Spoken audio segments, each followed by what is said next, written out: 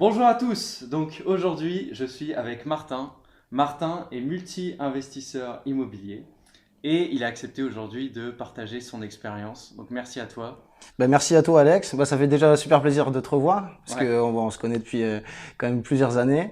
c'est Et vrai. voilà, la passion de l'immobilier nous permet de nous retrouver aujourd'hui et j'essaierai de partager mon expérience au mieux. Super. Donc est-ce que tu peux déjà démarrer par nous expliquer ta situation avant de commencer à investir? Quel âge tu avais? Est-ce que tu viens d'une famille d'investisseurs ultra riches ou j'en sais rien? Est-ce que tu peux approfondir ça?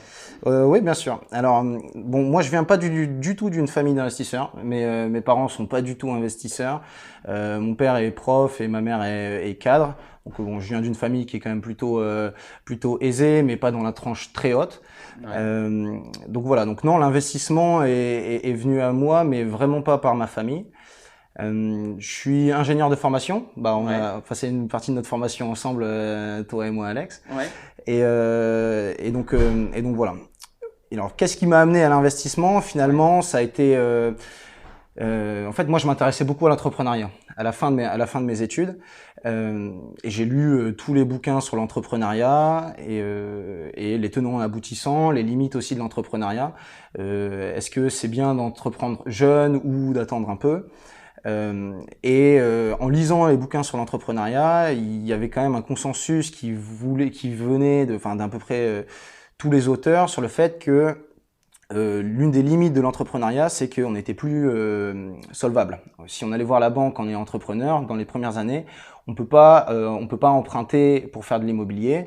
Et, euh, et donc voilà. Donc j'ai été sensibilisé à cette question via ces lectures. Du coup, j'ai creusé le sujet. Je me suis dit d'accord. Pourquoi être salarié c'est plus intéressant. Enfin, commencer par le salarié et passer à l'entrepreneuriat derrière. Donc voilà, et moi j'ai découvert à ce moment-là, si tu veux, la magie du prêt bancaire et comment ça peut permettre de se lancer dans notre vie pro et financière, et comment ça peut permettre de faire grandir notre épargne très rapidement. Et donc voilà, c'est ça qui m'a attiré finalement vers l'investissement immobilier. Et puis après j'ai creusé, et plus je creusais, plus j'ouvrais la boîte de Pandore, plus ça me passionnait et plus j'approfondis. D'accord, mais c'est en fait tu étais attiré par l'entrepreneuriat, mais le déclic de l'entrepreneuriat, tu l'as eu comment? C'est venu comme ça? C'est Bon alors ça pour le coup depuis tout petit, voilà, j'aime pas trop les règles, j'aime pas trop les contraintes, j'aime bien pouvoir faire les choses à ma manière, finalement être très libre. L'envie d'entreprendre, elle m'est venue naturellement depuis tout petit. C'est vraiment pas de ma famille, mais c'est quelque chose qui est en moi. Et puis j'ai tout le temps eu une admiration vers les entrepreneurs. Je voyais des restaurateurs, je me suis tout le temps dit, il est super courageux, il a réussi à le faire, il a créé son équipe, il a créé son business, et c'est super. Et donc moi j'ai été attiré par l'entrepreneuriat, voilà, assez naturellement, et surtout avec l'admiration que j'avais pour les entrepreneurs. d'accord. Et ensuite tu t'es dit la dette c'est quand même quand même un formidable levier et donc l'immobilier est un bon moyen pour faire levier là-dessus. C'est tout à fait ça. En fait, j'ai fait un peu le comparatif entrepreneur salarié. Le côté entrepreneur, je savais très bien ce que j'aimais là-dedans. C'était la liberté, la satisfaction de créer quelque chose de A à Z, de monter une équipe, voilà, de créer tout de zéro et de créer un bébé qui me plaît. De l'autre côté, le salariat et notamment le CDI, j'ai compris que ça permettait de cocher toutes les cases pour aller voir une banque et que la banque elle nous prête de l'argent. Ouais. Voilà. Bon, on y reviendra certainement après, mais justement, c'est pour ça que je suis allé dans le salariat. C'était pour avoir ce statut de CDI et de cocher toutes les cases vertes auprès de la banque et profiter au mieux justement de ce statut-là. Pour commencer ma vie d'investisseur, puis dans un deuxième temps passer à l'entrepreneuriat. D'accord, super. Donc du coup maintenant tu es salarié, enfin je veux dire quand on avance dans l'histoire, Ouais, maintenant tu es salarié. ouais, Tu te dis je vais investir dans l'immobilier parce que c'était mon plan déjà de base. ouais. Et donc quel a été ton premier investissement? Ouais. Bah alors, donc moi, moi, comment dire, j'ai été salarié, donc tout de suite, je voulais investir. Donc, Ouais. je suis allé voir ma banque et en lui disant, bon bah voilà, maintenant j'ai un CDI, donc tout le monde m'a dit que je peux investir. Donc, est-ce que vous me prêtez? Donc, la banque, elle m'a dit, il faut d'abord que tu termines ta période d'essai. Ah oui. Donc, elle m'a dit, bon bah, il faut que tu attendes 6 mois. Et donc finalement, pendant 6 mois-là, ces 6 mois-là, j'ai continué de me former, de regarder le marché, regarder voilà tous les appartements, les maisons qui sortaient sur le Bon Coin. Hein. Moi, j'ai fait ça sur le Bon Coin. Ouais. Moi, je connaissais très bien la région de Lille, Mhm. et donc voilà, je regardais les appartements sur Lille pendant 6 mois. Et une fois ces 6 mois passés, j'ai enchaîné tout de suite. Enfin, j'ai repéré 2 biens, j'ai fait 2 visites et j'en ai choisi un et j'ai signé tout de suite. Ah. Et t'as pas eu peur pendant ces 6 mois de te dire, ah, j'ai trouvé la pépite, mais je sais que je ne serai pas financé? C'est- Bah en fait, la logique que j'ai eue, c'est Martin, sois humble. Voilà, il y a des pépites qui sortent tous les jours. Ouais. Donc, ce qui est important toi aujourd'hui, c'est de forger ton œil, de voir beaucoup d'annonces, voir beaucoup de biens pour savoir finalement ce qui est rentable, ce qui est pas rentable, etc.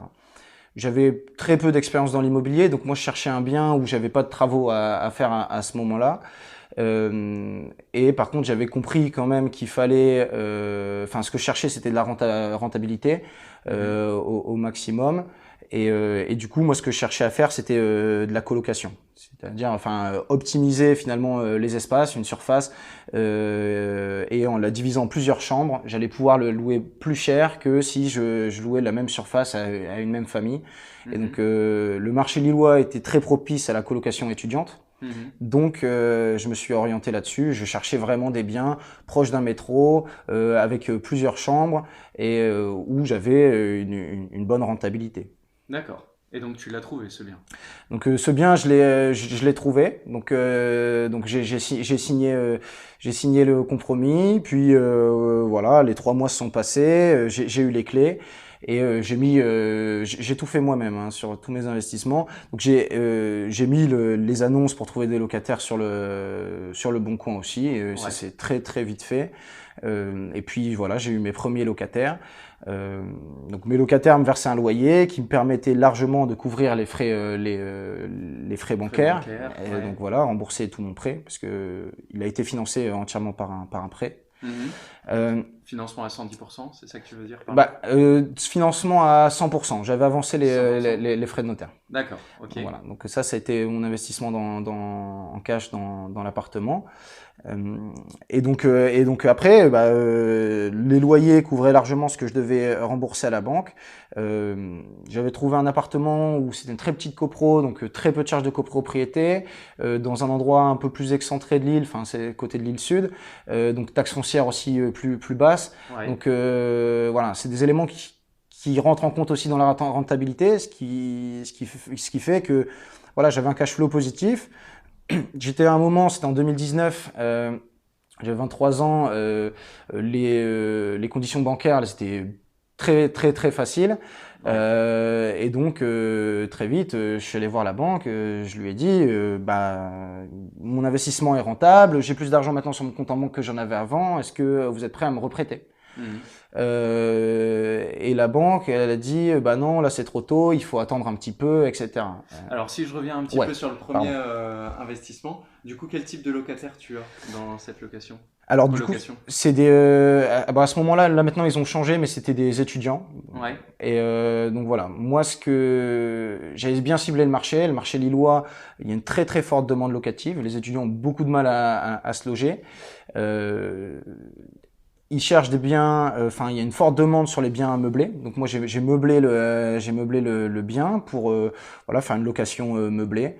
Et Euh, optimiser fiscalement? Optimiser fiscalement parce que du coup la location meublée elle est si on fait très grossier, en fait, ça ne permet de pas payer d'impôts. Ouais. Et ça pourquoi? Parce que en fait, il y a beaucoup d'étudiants qui cherchent et qui trouvent pas de logement meublé pour leurs études, et donc l'État finance justement les propriétaires pour que les propriétaires proposent ces biens-là aux étudiants qui en ont besoin. Et à Lille particulièrement, il y a une très forte demande. D'accord. Et sur ce premier investissement, est-ce que tu as eu une difficulté peut-être à ressortir et à partager? Ouais, bah, ce premier investissement, il a été. Bon, alors moi, je débutais, hein, donc moi, j'y connaissais rien. Donc voilà, je me suis dit, dans tous les cas, tu vas apprendre sur le tas. Bah, j'ai découvert qu'en fait, il y avait des souris dans l'immeuble. Donc Ah, ça a été vraiment ça m'a pas mal stressé au début. Je savais pas comment gérer ça. Mais bon, finalement, c'est comme chaque problème dans l'immobilier, et chaque investisseur va rencontrer plein. Il y a une solution à chaque fois. Il faut savoir mettre la main à la poche pour faire passer des entreprises qui vont vraiment régler le problème. ouais, Ce que j'ai fait sur le moment. Et voilà, ce que ça m'a aussi appris, c'est que il faut avoir une poche d'argent qui est disponible pour gérer les aléas. ouais, Et pas prévoir qu'il y aura que de la rentrée d'argent et que les charges de copro, les taxes foncières, etc. L'appartement, il va falloir l'entretenir, il y aura des choses cassées, il y aura des petits problèmes comme je t'ai cité là, et voilà, il y en aura d'autres. Par la suite, j'en ai eu d'autres, et chaque problème a sa solution. Et ouais. en fait, c'est avec ce mindset-là, je pense qu'il faut avancer dans l'immobilier, pas se dire j'en aurai aucun, ça sera quelque chose de... non, dans la vie d'une maison, d'un appartement, il y aura toujours des travaux, des petits aléas. Et il faut les prévoir aussi bien mentalement sur le temps qu'on va devoir passer que financièrement sur l'argent qu'on va devoir dépenser pour les résoudre. Ouais.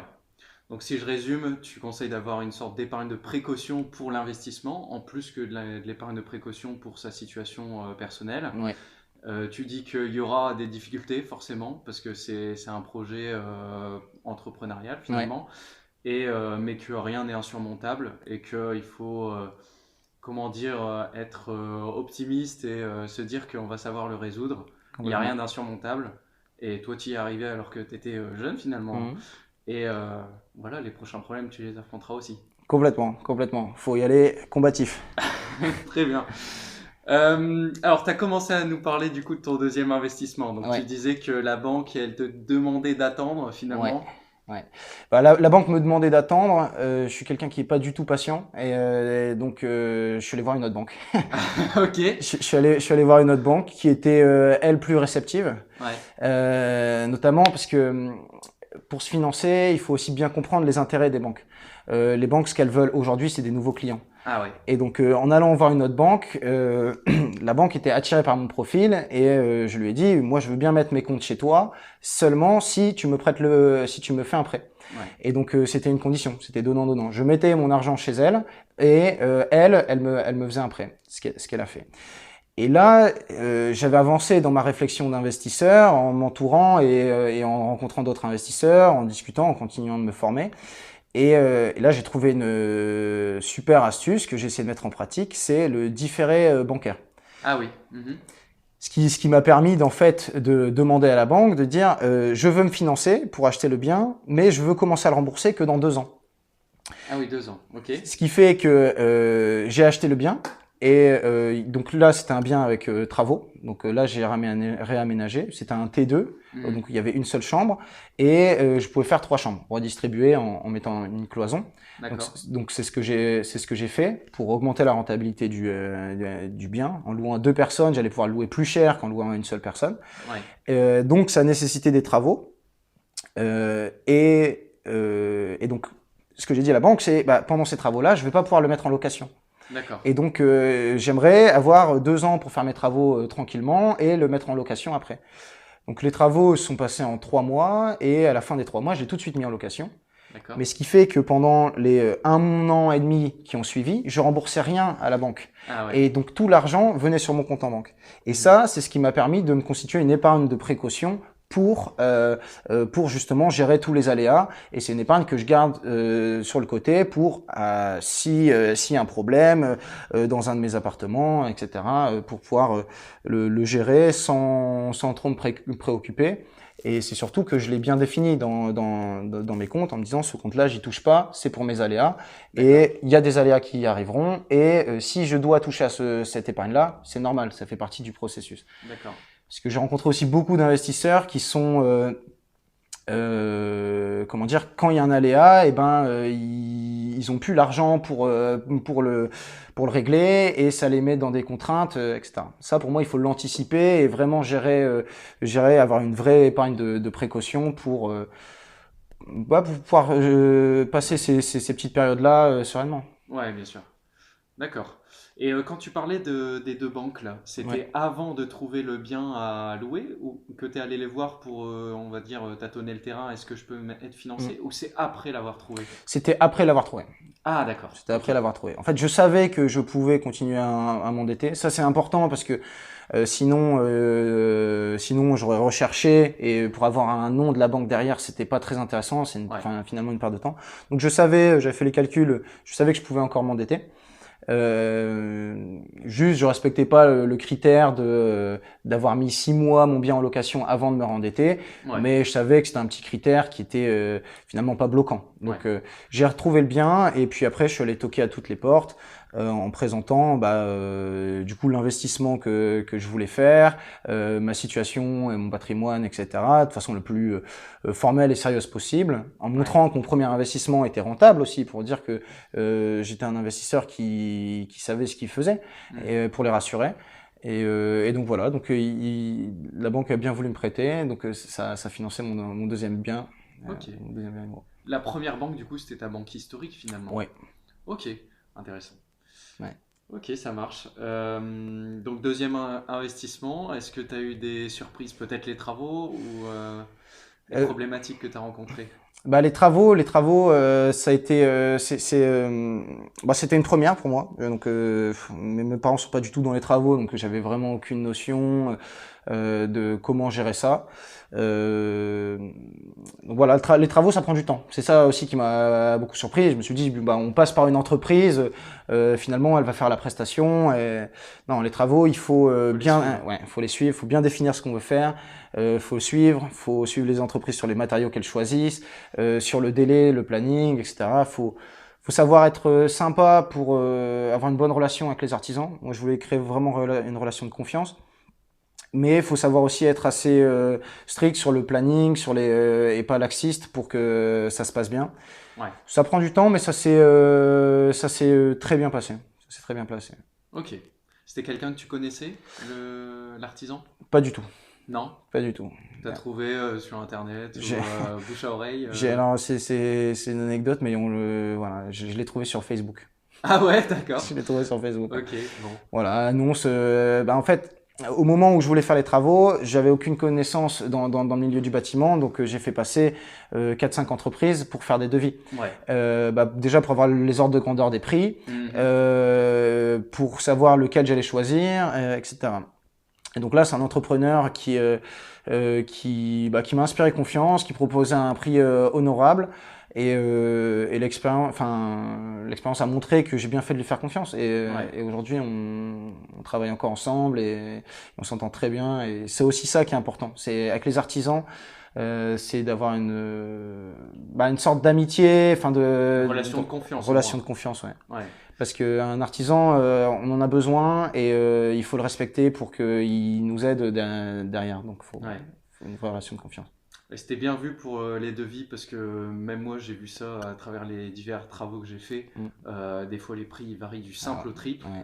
Et quand on demande à l'artisan, mais vous vous rendez compte que vous êtes 3 fois plus cher que tel autre, Ouais. est-ce que vous savez m'expliquer pourquoi? Ouais. Ah bah non monsieur on sait pas. Ouais. Donc ouais, très bonne idée. Non, mais Euh, il faut comparer les devis. Et puis c'est très intéressant aussi de voir des devis parce que ça donne des ordres de grandeur aussi pour la suite. Parce que mm, un jour, la maison, l'appartement, elle aura un problème. Faudra changer une douche, faudra changer les radiateurs, le chauffage, faire intervenir quelqu'un pour changer ou remettre une prise à un endroit. Voilà, avoir les ordres de grandeur de combien ça coûte et avoir quelques contacts aussi à appeler parce que Après, quand on le met en location, le bien, quand il y a un petit souci, eh ben, moi, je suis pas du bâtiment, je sais pas le réparer. Donc, Ouais, j'ai besoin de quelqu'un qui vient m'épauler. Et donc, voilà, avoir plusieurs numéros de personnes qui peuvent dépanner, c'est important. ouais. Ok, très bien. Et on sent que là, tu as une formule qui marche. Ouais, ouais, C'est la deuxième fois que tu testes la colocation. ouais. Les locataires, est-ce que c'est toujours des étudiants? Toujours des étudiants, ouais. Toujours des étudiants. Ouais. Donc du coup, tu en es à ton deuxième en moins d'un an finalement? Non, bah, du coup, ça s'est étalé sur Ça 2 ans, on s'est va dire, ouais. ça s'est étalé sur 2 ans, Ouais, ok.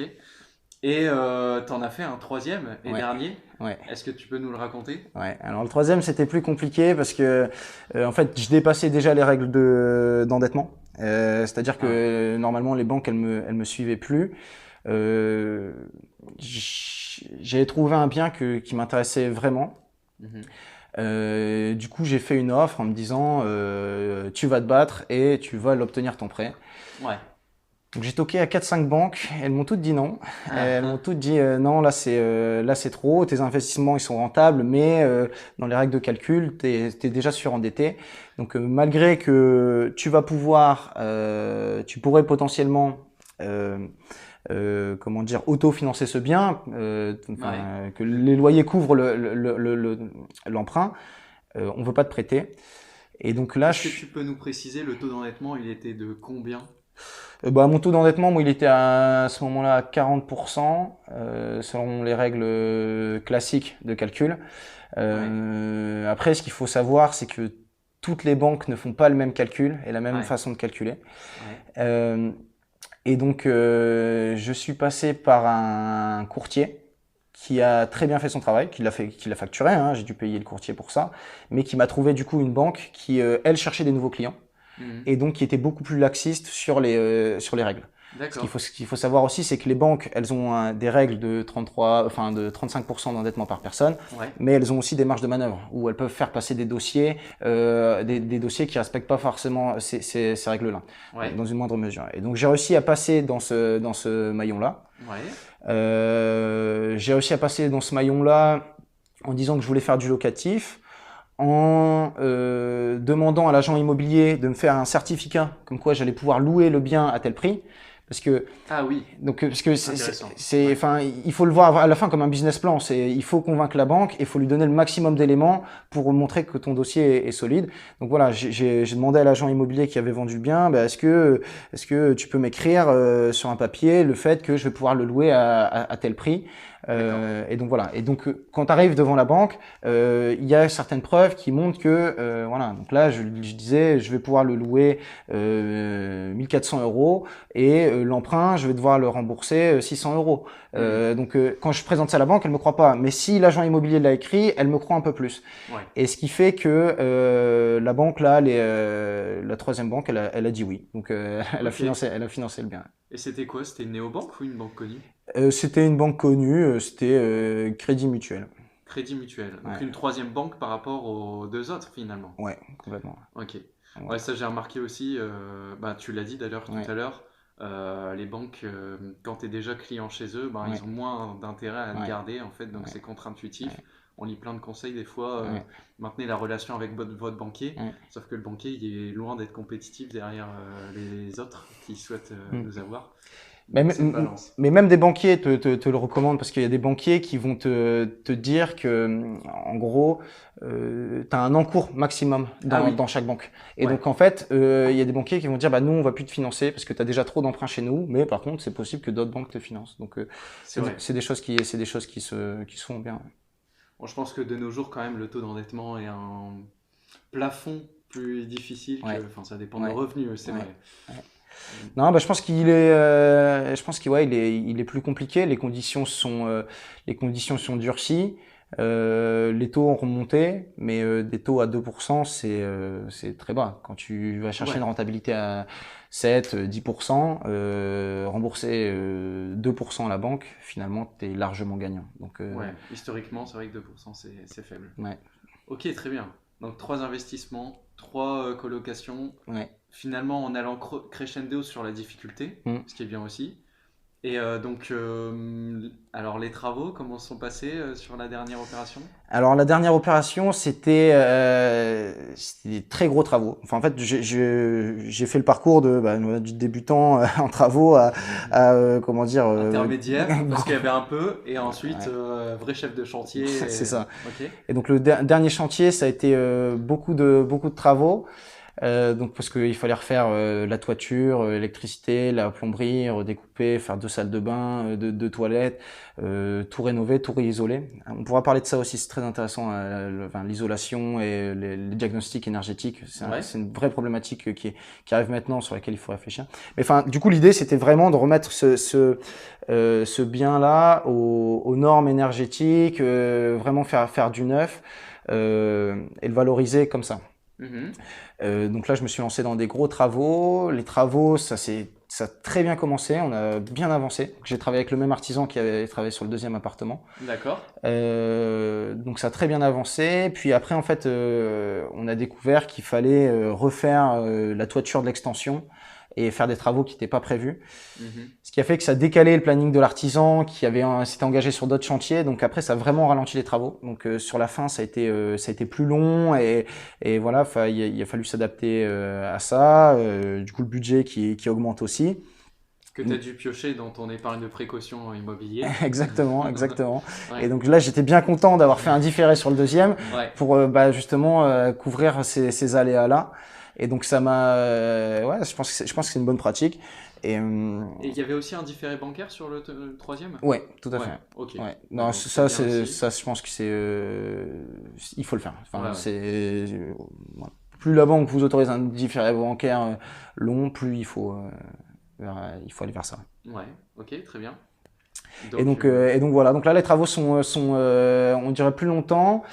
Ça a été 6 mois de travaux voilà qu'on a fini là maintenant il y a un mois et là que j'ai mis en location. Les locataires sont arrivés il y a une semaine. d'accord, très bien. Ouais, Félicitations. ouais.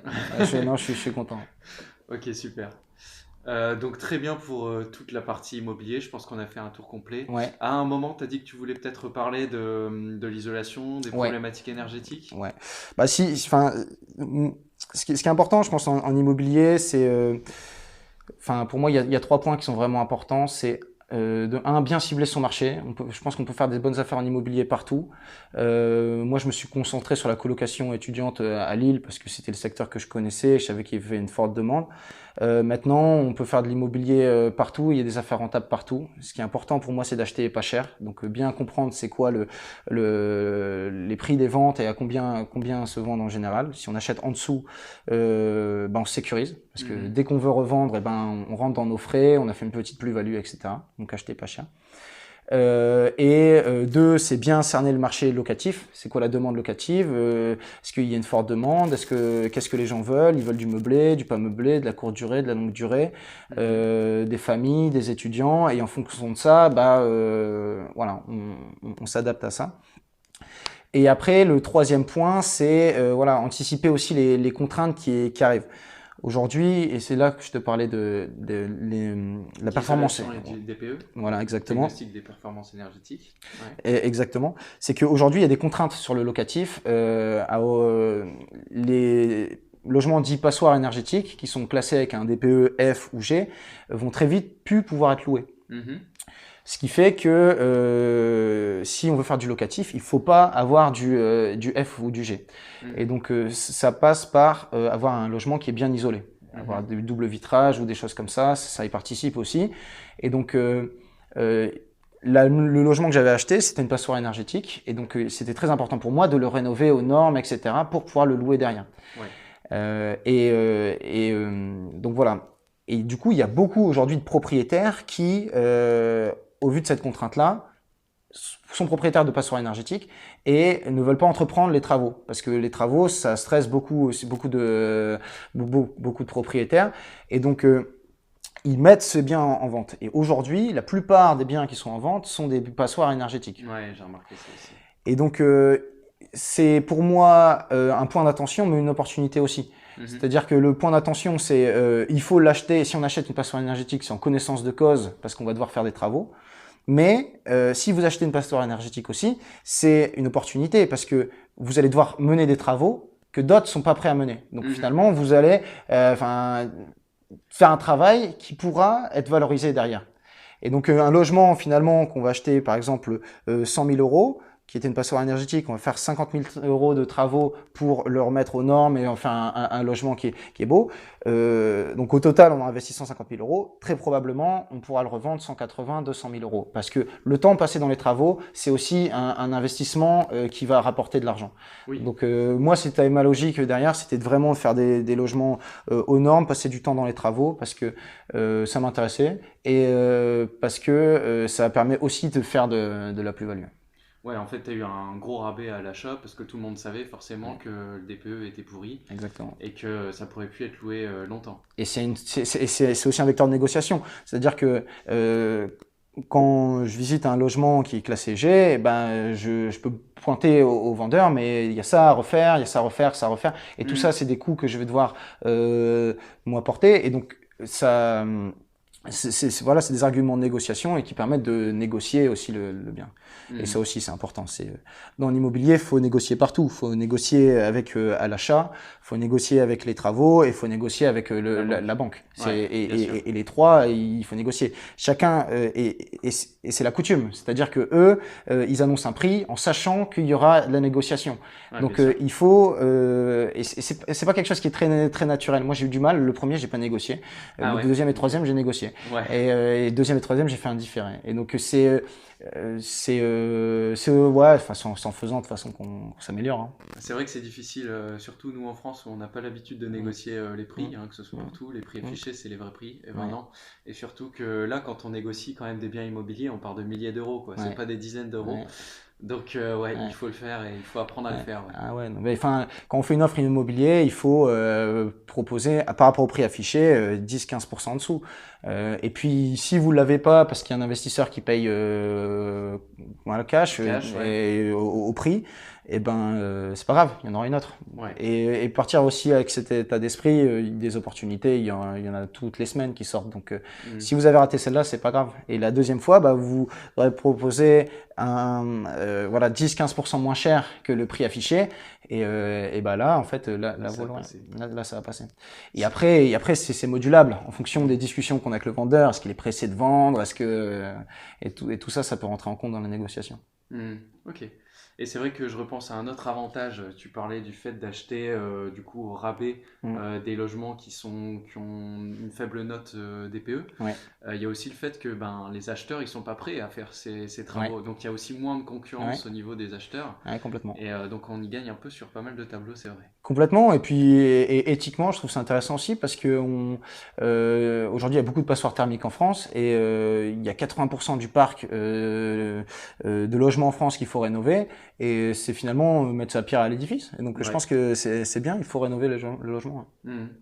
Ok, parfait. Très bien, très bon enseignement, très bon conseil. Donc du coup, sur la partie immobilier, après je vais parler d'autres sujets, peut-être placement un peu plus financier. Est-ce que tu as des dernières choses à dire, à ajouter? Alors moi je dirais, s'il y a une chose à retenir dans l'immobilier, c'est il y a un levier qui est très intéressant, c'est le levier bancaire. C'est le crédit. C'est-à-dire que l'immobilier, on parle beaucoup d'immobilier. Un bon investissement immobilier pour moi, c'est un investissement qui est financé par un crédit. En France, on a l'avantage d'avoir des taux fixes. C'est-à-dire qu'on va souscrire à un taux à 2% et pendant toute la durée du prêt, il va rester à 2%. Et c'est la différence de beaucoup de pays dans le monde où, par exemple, aux États-Unis, c'est indexé sur l'inflation. Donc aujourd'hui, ils ont une inflation à 10%, et leur crédit immobilier, il change.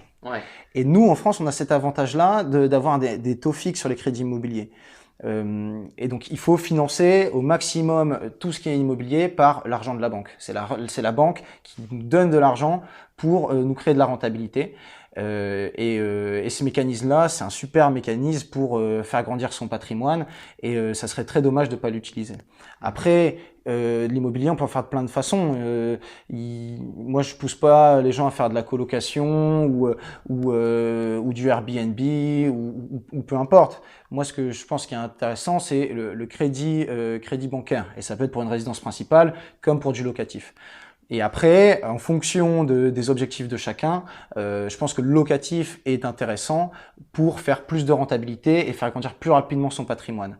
Mais ça dépend vraiment des objectifs de vie de chacun. Donc voilà, s'il y a un truc à retenir pour moi, c'est immobilier égale crédit bancaire. Complètement, ok. Et donc là, c'est intéressant parce que au niveau crédit bancaire, tu deviens un peu limité. Mm. Donc, est-ce que tu as d'autres moyens de rentabiliser ton argent Mm. à travers des produits financiers, par exemple? Alors, à quoi tu as touché? Ouais, ben, alors pour moi, l'immobilier et les marchés financiers, c'est complémentaire si on veut se créer un patrimoine. Parce que l'immobilier, on va le financer par un prêt Mhm, et notre argent, on va le mettre sur les marchés financiers. mhm. Euh, Parce que quand on le laisse sur notre compte en banque, finalement, on perd de l'argent tous les mois, tous les ans. Là, il y a une inflation à 6%. Si j'avais 100 euros sur mon compte en banque cette année, l'année prochaine, j'en aurais plus que 94 En valeur. en valeur. Ouais. Et donc ça, il faut sortir de ça. Il faut protéger notre épargne. Donc, Mhm. il faut aller sur les marchés financiers pour protéger ça. Et, et donc voilà, donc pour ça, il y a plusieurs moyens. La bourse, c'est quelque chose qui est considéré comme quelque chose de très compliqué, mais pourtant il y a des mécanismes très simples pour investir en bourse. Euh, et donc voilà, notamment les ETF. Enfin, Ouais. tu as fait, J'en ai parlé plusieurs ouais, fois, c'est ouais, vrai. voilà. Bah Et- ça c'est très intéressant, surtout pour les néo-investisseurs, ceux qui apprennent. Donc moi j'ai commencé avec ça, donc un D'accord. ETF sur la bourse française et la bourse américaine. Donc j'ai acheté un ETF qui suivait la performance de la bourse française et un ETF qui suivait la performance de la bourse américaine. Donc concrètement, c'est sur un site web. Voilà, j'ai cliqué sur 4 boutons et c'était fait. Hein. D'accord. C'est pas quelque chose qui est très compliqué. Et en fait, ce que ça va faire, c'est que vu que moi j'y connais rien en bourse, eh ben ça va répliquer la performance de toute la bourse américaine, de toutes les entreprises américaines. Et ça va répliquer la performance de toutes les entreprises françaises qui sont en bourse. Et historiquement, et c'est pour ça que j'ai fait ça, c'est que historiquement, en fait, sur les 100 dernières années, la bourse américaine ou la bourse française, je grossis un peu le trait, mais ils font des performances de l'ordre de 8 à 10% par an en Mhm. moyenne. Oui. Et donc, c'est-à-dire que ça va monter, ça va descendre. Il y a des années où on va gagner 30%, d'autres des années on va en perdre 40, d'autres on va gagner 5%, etc. Mais sur le long terme, si on regarde sur le long terme, ça a une performance de 8 à 10% par an. Ouais. Donc finalement, voilà, mon argent, je vais essayer de le placer dans ces ETF, ETF. dans ces ETF là. Ouais. Et moi, je sais pas quand est-ce que ça va monter, ça va descendre. Je suis pas expert. Donc, en gros, tous les mois, je vais essayer d'économiser un petit peu et de rajouter un peu d'argent sur ces comptes-là. Et si la performance future est égale à la performance passée, normalement, je devrais en moyenne gagner 10% par an sur ça. Mhm. Et ça, c'est doublement vertueux parce que finalement, tu vas gagner dans ton épargne qui sera sur les marchés financiers, mais cette épargne-là qui est dans les marchés financiers va pouvoir te permettre de retourner voir la banque et lui dire fais-moi un prêt. Ah oui. Parce que elle va se dire le mec il est pas risqué parce que il a une épargne de côté qui est là. Mhm.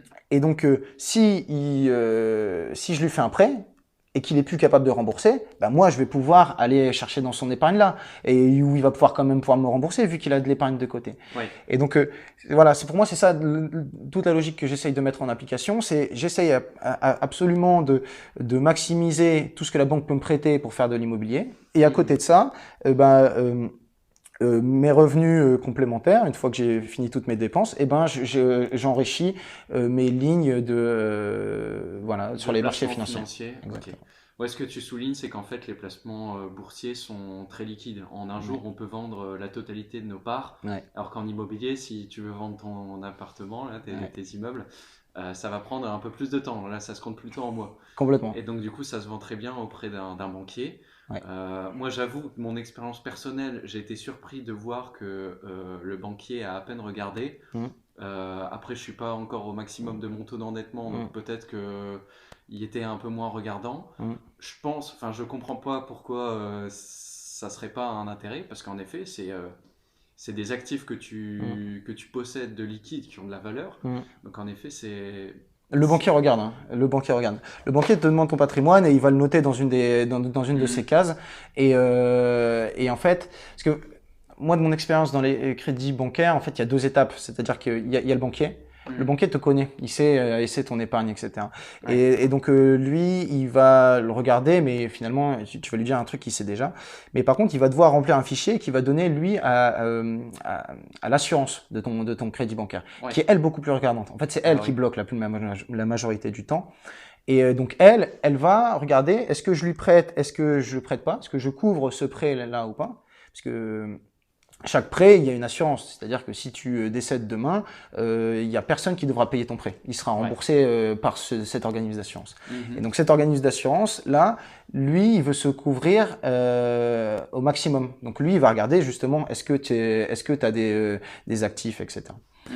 Et après, il y a d'autres mécaniques encore plus poussées, c'est-à-dire que euh, ce que tu as sur les marchés financiers, tu l'as par exemple dans une autre banque, on va dire que tu l'as, admettons, à la Société Générale. Ouais. Si tu veux souscrire un prêt à la caisse d'épargne, eh ben, tu vas leur dire, je vais rapatrier l'argent sur les marchés financiers chez vous, à la caisse Ouais. d'épargne. Ouais. Et du coup, c'est aussi un pouvoir de négociation avec la banque. Elle va Mhm. aussi de dire, bon, bah, je vais te prêter ton prêt, mais seulement si tu ramènes tous tes placements financiers chez moi. Et voilà. Et tu seras toujours sur les mêmes placements financiers. Du coup, tu seras chez elle. D'accord, très bien, c'est vrai. Non, ce que je soulignais juste, mais c'était peut-être, je sais pas, cette banque-là en particulier, c'est que dans le document qu'ils m'ont fait remplir, ils Mm. ne demandaient que le patrimoine immobilier et les liquidités. D'accord. Donc peut-être que j'ai mal rempli le document ou j'en Ok. sais rien, mais ça m'a énormément surpris. Ah ouais. Et je lui ai demandé et il m'a dit ah non, on regarde pas les placements boursiers. C'est peut-être cette banque-là en D'accord. particulier. Je pense que, enfin, ça Ouais. serait logique quand même qu'ils regardent. Ouais. T'as tout à fait raison. Mais voilà, c'était juste pour souligner Ouais. parce que moi ça m'avait surpris. Bah alors moi de mon expérience, il regarde ce qu'il y a sur les assurances vie. Assurance vie, ouais. Donc les assurances vie, c'est un support pour faire des placements financiers. Mhm. Ce qu'il y a sur le PEA. Le Ouais. PEA, c'est aussi un autre support qui est aussi intéressant pour les placements financiers. Et voilà, pour moi, il regarde ça. Bon, comme titre aussi sûrement, Ouais, comme titre non. aussi, ouais, non, si je dis ça. Non, moi, je pensais plus à tout ce qui est, par exemple, le crypto, etc. Ça, il regarde pas. Et Ah, ils regardent pas les non, cryptos. ça, il regarde pas. D'accord, ok. Donc, ils regardent ce qu'il y a, ouais, enfin, ce qu'ils ont l'habitude de traiter, donc compte titre, assurance vie ou PEA majoritairement. Après, il y a Ouais, d'autres choses, mais je pense que c'est déjà pas mal. ok. Et tu as parlé des ETF, tu disais que c'était majoritairement investi en Amérique et en France. Est-ce que Ouais. tu peux nous donner les noms des ETF pour ceux qui connaissent? Ouais, bah complètement. Bah moi j'ai répliqué toute la bourse américaine, donc c'est l'ETF Ah, S&P 500. S&P 500. Ouais, qui est bah du coup qui réplique la performance des 500 plus grosses entreprises américaines. Et après j'ai un ETF 440. Ah, d'accord. Je me suis dit, comme tu as dit toute la bourse américaine, je me suis dit peut-être que tu as aussi le Russell 2000, qui est, Ah, je connaissais pas, c'est vrai. ben, c'est des capitalisations moins importantes, des plus D'accord, petites entreprises américaines. d'accord. Ok, donc CAC 40 et Et, S&P 500. ouais. Ok, très bien. Ouais, bah, je pense qu'il faut rester simple. Faut être humble aussi dans l'investissement financier parce que on croit tout le temps pouvoir faire plus mieux que les autres, etc.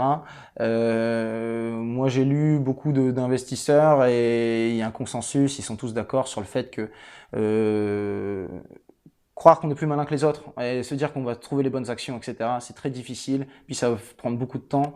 Euh, voilà, répliquer via des ETF. C'est une formule qui marche bien et peut-être qu'on pourrait faire mieux, mais on pourrait aussi faire pire. Donc Ouais.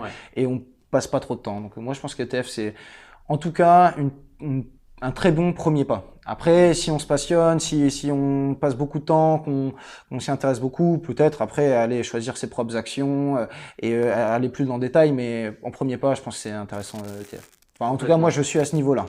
On verra pour la suite. Complètement d'accord avec toi, c'est aussi ma stratégie maintenant en tout cas.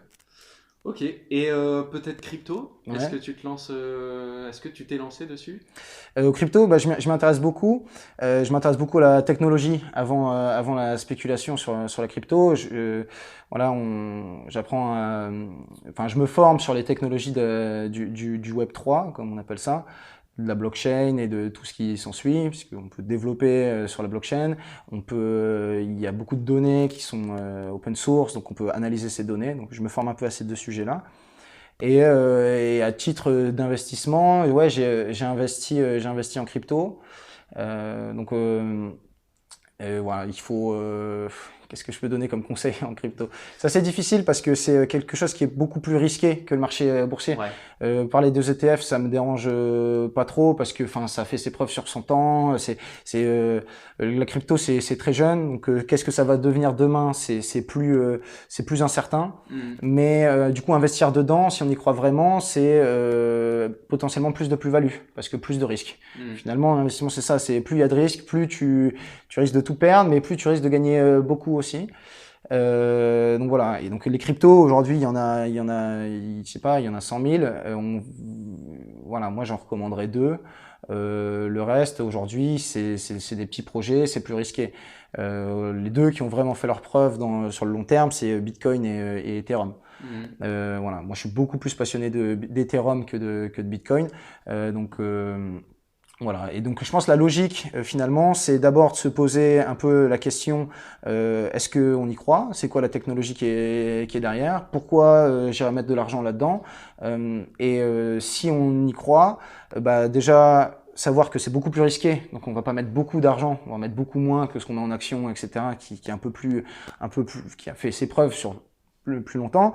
Donc on met un peu d'argent et l'une des bonnes stratégies, enfin en tout cas celle que moi je suis, je sais pas pareil si ça va monter ou ça va descendre. Ouais. Je suis pas plus malin que le marché, il fera ce qu'il veut, mais par contre j'investis régulièrement. Et donc Mhm. tous les mois j'essaye de mettre un petit peu sur mon compte ETF. Ouais.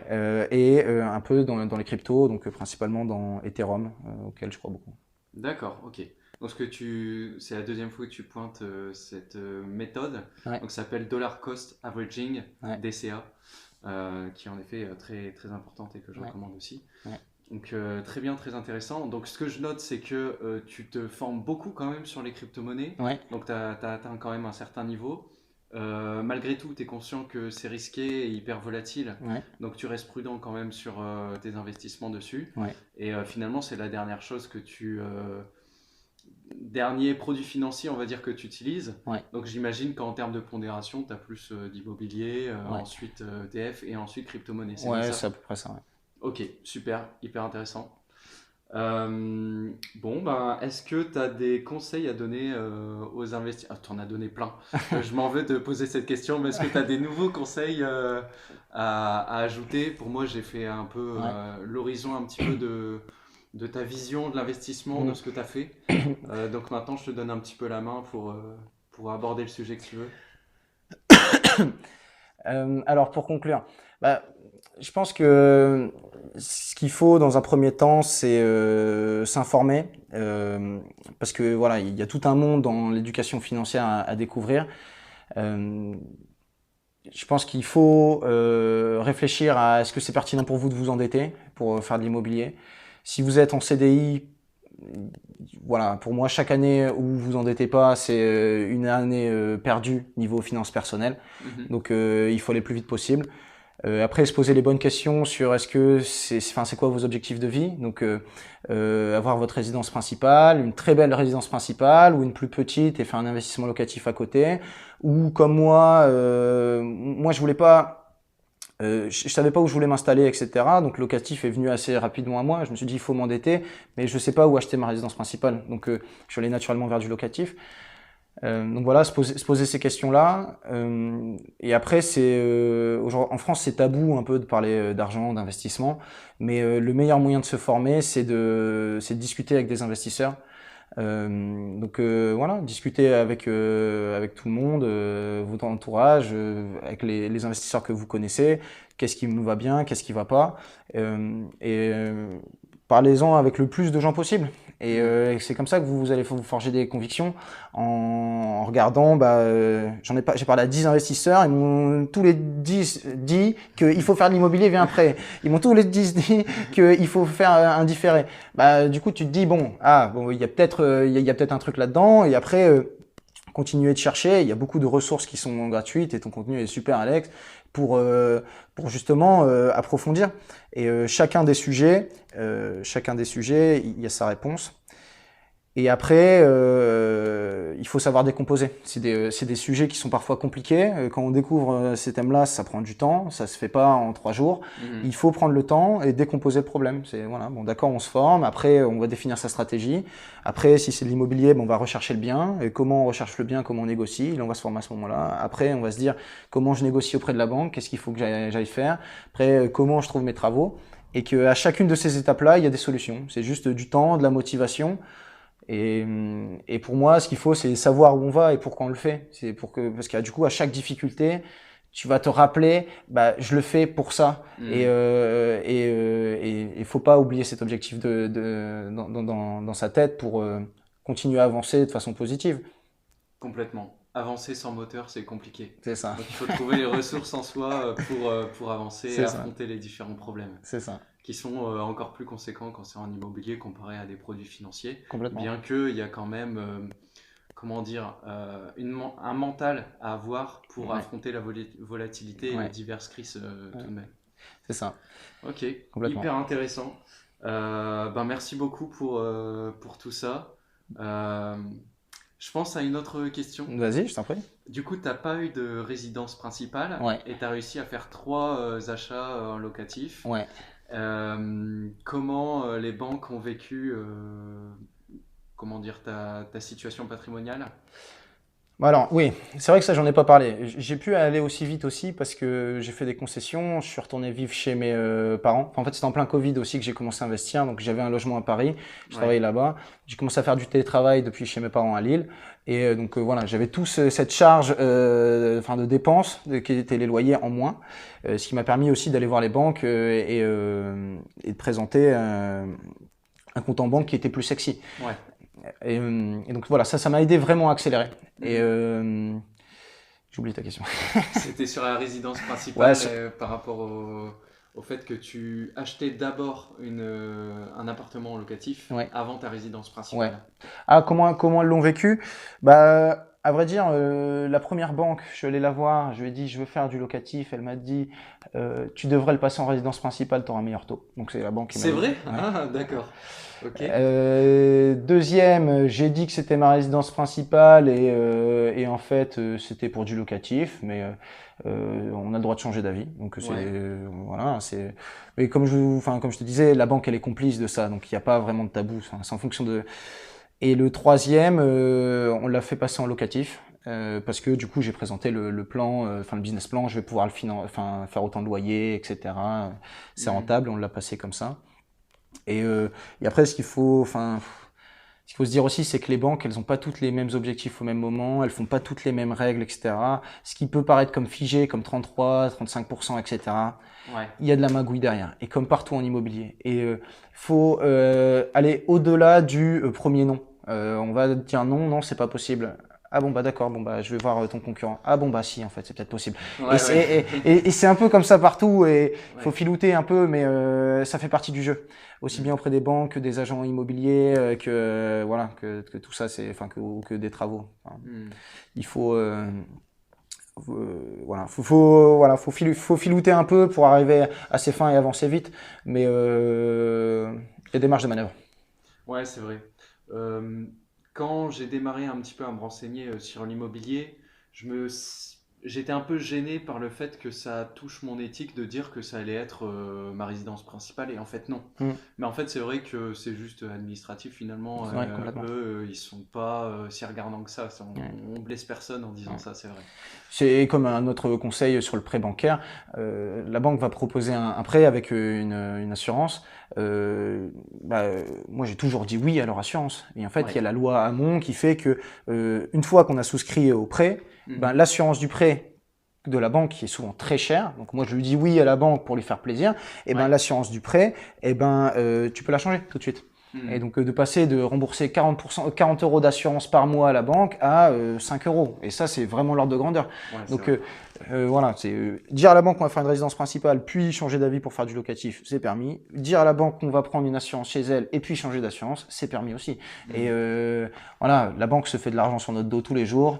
Et donc elle peut accepter ça. Elle peut accepter ça. Et puis honnêtement, elle l'accepte avec sourire. Enfin, ça fait partie des règles du jeu, elle les connaît. D'accord.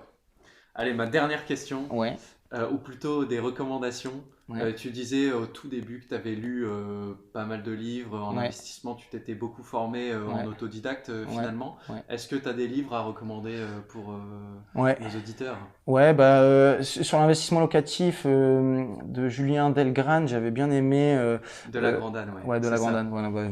je connais mieux son nom, mais c'est l'investissement locatif Ah, intelligent. oui, c'est ça. Ouais. Et lui, je l'ai trouvé très bien parce que contrairement à ce que beaucoup de contenus, ce qu'on peut trouver, qui vendent beaucoup de rêves, etc. Lui, je trouve qu'il a pris beaucoup de recul sur l'investissement immobilier et il va vous aider aussi à définir votre stratégie qui vous correspond à vous. Parce que moi, je fais ça parce que je connais bien Lille, j'ai un réseau à Lille, je connais bien ça, mais tout le monde n'habite pas Lille ou tout le monde n'habite pas une grande métropole pour faire de la location étudiante. Et il va aussi ouvrir les yeux sur, il y a des affaires en immobilier partout et il va expliquer comment s'y prendre. Je trouve en introduction c'est très bien. Et en finance personnelle, Père riche, Père pauvre de Robert Kiyosaki. Voilà, bon, il y a quelques trucs que j'aime pas dans le livre, mais enfin l'idée globale, enfin je trouve que le message global il est assez intéressant sur voilà qu'est-ce qu'une bonne dette, une mauvaise dette, quel mécanisme mettre en place pour voilà pour faire grandir son patrimoine tout au long de sa vie. Euh, je trouve que c'est intéressant, enfin c'est assez pédagogique. Et donc voilà, enfin sur ces deux livres, je les trouve pas mal. Eh ben, je crois qu'on a les mêmes références. C'est moi aussi les deux livres que j'ai Ouais, préférés, je pense, en investissement. ouais, Donc, et puis je retiens aussi les mêmes points d'ailleurs. Il parle de rendement entrepreneurial, ouais, par exemple, Julien de la complètement, Grandane. complètement, Je trouve, ben, d'ailleurs, ça se traduit dans ton expérience, complètement. parce qu'au début, ton rendement entrepreneurial était un peu plus faible, Ouais, donc tu acceptais peut-être un rendement plus faible, ouais, tu as fait un peu moins de travaux, tu as mis ouais, un peu moins d'énergie ouais, dedans, mais c'était complètement acceptable parce que tu ouais. démarrais. Et petit à petit, tu t'es mis à aller un peu plus Mmh, loin, faire des travaux et donc tirer la mmh. rentabilité vers le haut. Ouais, c'est ça. Bah, en fait, c'est la confiance qu'on prend progressivement. C'est au début, on a peur, on doit changer une prise électrique. Comment je la change, ma prise électrique, qui je Mm. contacte, etc. Et donc après, j'ai commencé avec des plus petits travaux sur le deuxième appartement et j'ai appris pas mal de ces notions-là. Et après, du coup, le troisième, t'as appris, t'as un peu plus de contacts, donc t'es plus confiant. Et du coup, toute cette montagne de problèmes, en fait, tu les vois juste comme des étapes à franchir pour arriver au bout et que, voilà, comme on disait tout à l'heure, chaque problème a une solution, c'est juste un peu d'énergie et un peu d'argent, et les deux, ça, l'énergie, si on a la motivation, on l'a, et l'argent, si on a bien fait un bon business plan, qu'on a fait un différé d'amortissement, etc., on l'a aussi. Ok, ben merci beaucoup Martin, je pense que c'était hyper motivant et super intéressant les différents conseils que tu as donnés. Donc encore merci d'être venu. Merci à toi, Alex, ça fait plaisir de discuter de tout ça avec toi. Partagez. À bientôt! À bientôt, Alex. Salut.